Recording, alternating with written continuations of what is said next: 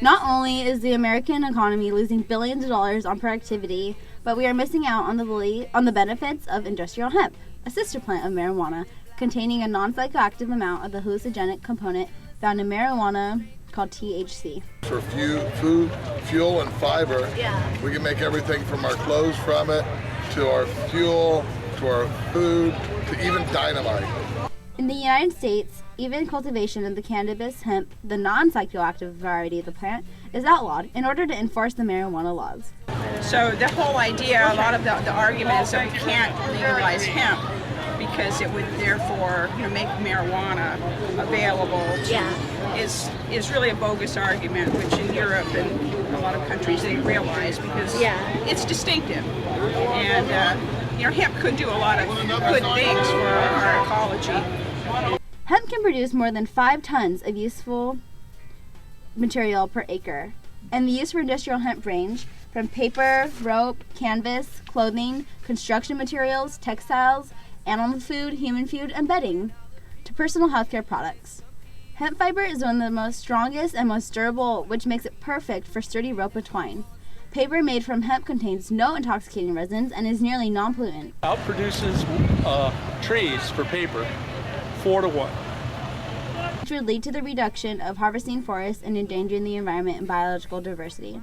There has been an increasing popularity in using hemp for construction products, such as hemp insulation and fiberboard. All the major countries in the world, other than the United States, are growing industrial hemp.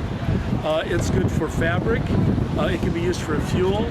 The oil can be eaten. The oil can also be used to power a car, although you don't produce enough oil to really use it for that.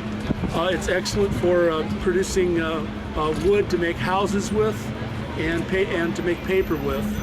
On a sustained yield basis, hemp produces 4 times the amount of material that lumber does. So it's much more efficient. Cotton takes 25% of the planet's pesticides is put on cotton. If we were to substitute to hemp, we could save a lot of pesticide that's going into our planet. The uses for hemp are endless and could solve many of our nation's concerns about energy conservation. Some folks say that smoking herb is a crime. Cannabis consumption is for adults only. It is irresponsible to provide cannabis to children. It is a drug, and like any other drug, it has dangers, but that does not mean that responsible adults can't be expected to use this drug without causing harm to others. We have the same expectations for the way adults use alcohol or the way adults use tobacco. We say liquor. The state could control how it's manufactured, ensuring that it's labeled for so that consumers know exactly what they're getting. It would be sold by licensed distributors. Its purchase would be forbidden for children, and we would be able to enforce these laws just like the way we are able to with alcohol and tobacco. A person would have to indicate that they're of the proper age. And if they're not, then there would be consequences for selling it to a child. So I think that if you want to imagine what it would look like, just picture the way liquor is handled in your state. The responsible cannabis consumer does not operate a motor vehicle or other dangerous machinery while impaired by cannabis, nor, like other responsible citizens, while impaired by any other substance or condition, including some medicines and fatigue. One recent study involving a roadside check of reckless drivers not impaired by alcohol showed that 45% tested positive for marijuana. Well, you shouldn't use it while using a motor vehicle. You shouldn't be using it if you're operating heavy machinery. Of operating heavy machinery, of being in any other high attention need. The responsible cannabis user will carefully consider his or her set and setting, regulating use accordingly. I'm going to have to go to work in an hour and a half, or, oh my gosh, my sister called, I need to pick her up at the airport. I work a day job, and even though I'm a medical marijuana patient, I don't use my medicine during the day, just so that my mind is clear for working on computer problems. Use of cannabis to the extent that it impairs health, personal development, or achievement is abuse, to be resisted by responsible cannabis users. A person who abuses marijuana, and some people do, I mean, they do like to make the distinction between use and abuse. In any substance, all use is not necessarily abuse. Yeah. There's a line that a person crosses where their life is, overwhelmed by that substance, and that's something that anything in your life that crosses that line, you want to look at it. Even people who abuse cannabis, they may fail to meet some of the responsibilities, and they may not, provide, or there may be things they do, but the overall devastation that you see in, say, an alcoholic-led family versus, a family where the dad's a stoner. The responsible cannabis user does not violate the rights of others, observes accepted standards of courtesy and public propriety, and respects the preferences of those who wish to avoid cannabis entirely.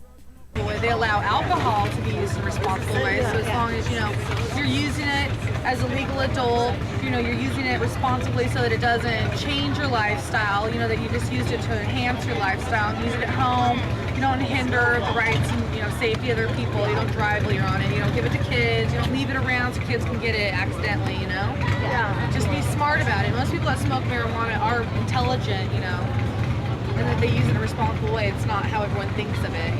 Legalizing it wouldn't change things like they think it would. And adults should be allowed to choose. This is America. This is the land of the brave, the land of the free, the land where we let you do what you want to as long as you don't mess with me. And we're not doing that with cannabis. The issue for me is one of cognitive liberty. I know if you're talking about liberty and freedom, it seems like what goes on inside your own body, inside your own mind, should be like unquestionably your right. And somehow we've given up that right, or it's been taken from us, and we're sort of my mission is to maybe get it back, to try to get that back, because I feel like that is, if there's an unalienable right, that's one, is cognitive liberty, what you think. If you want to alter your consciousness in order to experience the world in that way for yourself, that's your right, that's your, maybe your duty, some people would say, to try to explore and find out what this life and being of a human is about. And if you can find different doors and open different doors, and those shouldn't be locked. Definitely. Do I think that it's possible? I absolutely do. I would be involved in this movement if I didn't think that we had a chance to make a real difference and improve our policy for Americans.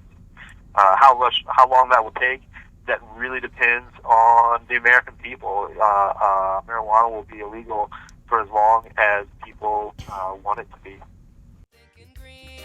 Not just the color, but the message in between. Now is a mental weapon that you use frequently to stop evil people and end their beliefs. So you got to legalize it and don't criticize